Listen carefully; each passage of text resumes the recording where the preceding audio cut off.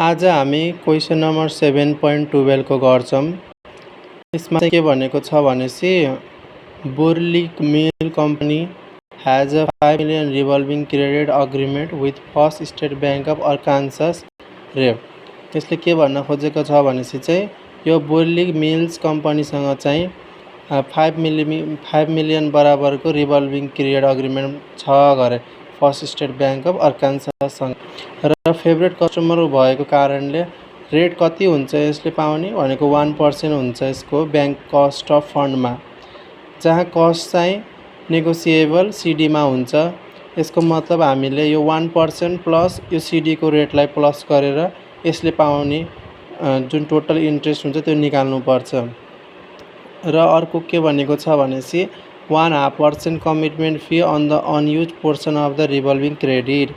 Revolving credit को जुन amount छ हाम्रो अग्रिमेन्ट को अमाउन्ट त्यसको अनयुज पोर्सन हाम्रो कति हुन्छ त्यसमा चाहिँ 1/2% हामीले कमिटमेन्ट फी निकाल्नु पर्छ।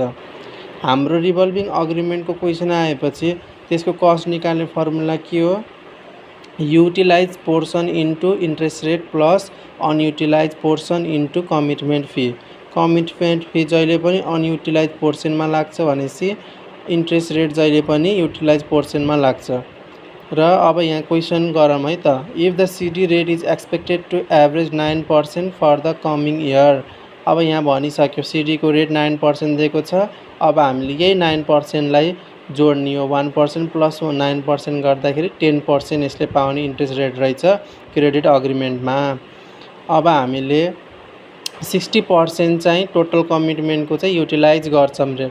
यो 60% टोटल कमिटमेन्ट को कति हुन्छ, यो 5 मिलियन इन्टु 0.60 गरेर निस्किन्छ। अहिले हामीले गर्नेछौं, यो सल्भ गर्नेछौं।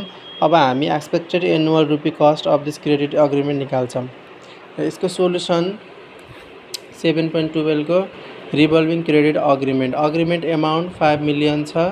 इन्ट्रेस्ट रेट अघि मैले भनेको जस्तै 9% हामीले सीडी को राख्यौं, 1% हामीले over the bank cost of fund भने नि त फेभर्ड कस्टमर भएको कारणले, र यो 1% र प्लस 9% गरेर 10% हामीले पाउने रिभल्भिङ क्रेडिट को रेट हो। कमिटमेन्ट फी 1/2% भनेको 0.5%। युटिलाइज पोर्सन क्वेसनले भनिदिएको छ 60%। अनयुटिलाइज कति हुने भयो त 100 मा 60% युटिलाइज भएपछि 40% अनयुटिलाइज पर्सेन्ट भयो। अब हामी क्याल्कुलेसन गर्छौं 0.6 इन्टु 5 1 2 3 4 5 6 1 2 3 4 5 6 3 मिलियन जति हाम्रो युटिलाइज पोर्सन हुन्छ भनेसी 0.5 इन्टु 5 1 2 3 4 5 6 2 मिलियन हाम्रो अनयुटिलाइज पोर्सन। यसरी भयो हाम्रो युटिलाइज पोर्सन यति आउँछ, अनयुटिलाइज पोर्सन यति आयो। अब हामीले कसरी क्याल्कुलेसन गर्ने, कसरी हामीले अब एनुअल रुपी कस्ट निकाल्ने।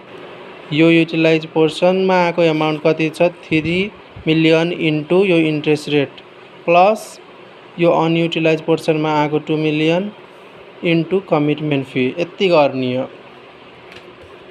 अब हामी यहाँ गर्छौं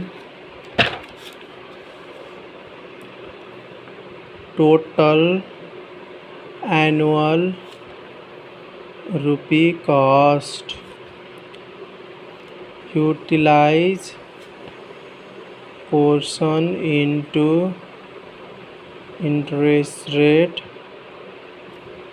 plus unutilize portion into commitment fee.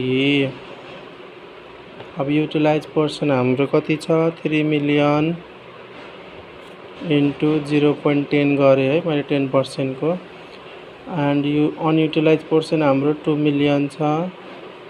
Commitment fee को 0.5% 0 डाइरेक्ट गरिदिन्छ। 0.5% भनेको 0.05 हो। 0.5% भनेको 0.00 रहेछ है, यहाँ 0.005 रहेछ। 0.005 हुन्छ 0.5% भनेको। अब हामी गर्छौं है अब 3 1 2 3 4 5 6 इन्टु 0.10 गर्दा कति आयो 1 2 3 4 5 1 2 3 4 5 प्लस 2 3 4 5 6 इन्टु 0.005 गर्दा 10,000 यति मात्र आयो। अब हाम्रो यो 10,000 र 3 लाख जोड्दाखेरि कति आउँछ 3,10,000 आन्सर आयो हाम्रो।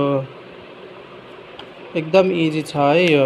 सुरुमा हामीलाई अग्रिमेन्ट अमाउन्ट 5 मिलियन दिएकै छ, इन्ट्रेस्ट रेट निकाल्ने 900% प्लस 1% गरेर 10% भयो। कमिटमेन्ट फी दिएकै छ 0.5%। अब युटिलाइज पोर्सन 60% छ भने चाहिँ अनयुटिलाइज पोर्सन 40% हुने भयो र फर्मुलाको काम आउँछ। अब यता utilize portion into interest rate plus unutilize portion into commitment fee value राखिदिने एन्सर आइहाल्छ। यो त हाम्रो ए नम्बरको सल्भ भयो। अब बी नम्बरमा के भनेको छ, बी नम्बरमा what is the percentage cost when both the interest rate and commitment fee paid are considered. अब दुवै इन्ट्रेस्ट रेट र कमिटमेन्ट फीलाई चाहिँ पेड गर्छ भनेपछि पर्सेन्टेज के आउँछ त, अब हामीले त्यो सल्भ गर्नुपर्छ।